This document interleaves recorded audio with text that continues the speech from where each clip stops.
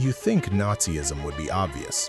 A uniform, a salute, a face already condemned by history. You think evil arrives screaming. You think it announces itself so clearly that only monsters could miss it. But history is crueler than that. Evil usually arrives sounding reasonable. It speaks the language of order, of safety, of duty, of necessity. And that is why Nuremberg matters. Because this is not just a film about punishing Nazis.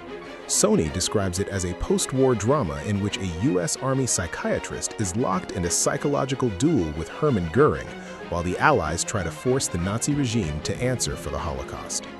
Russell Crowe is not playing a beast in a cave. He is playing a man who can still explain himself. A man who can still make atrocities sound like thought. That is the real terror. Not that Goering was evil. That part is easy. The terror is that he was intelligible, calm, strategic, persuasive. The kind of man who reminds you that mass cruelty does not always need madness. Sometimes it only needs language.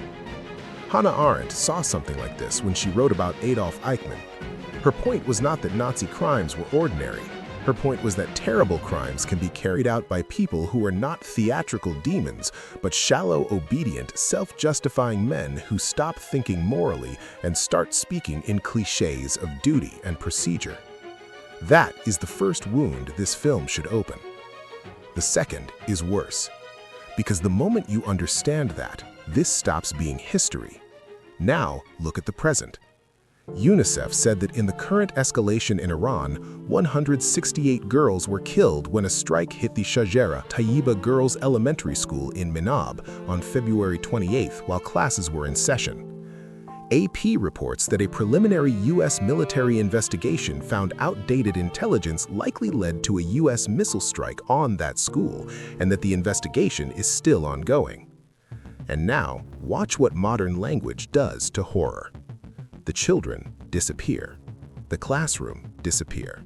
The bodies disappear. What replaces them?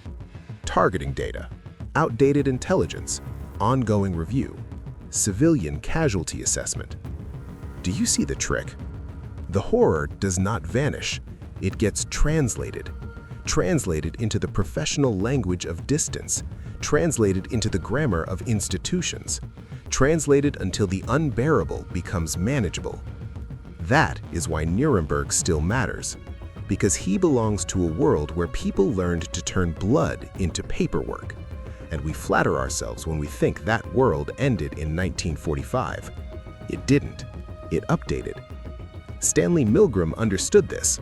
In his most famous obedience experiment, 26 of 40 men continued all the way to the maximum shock level when pushed by an authority figure, even while many showed distress.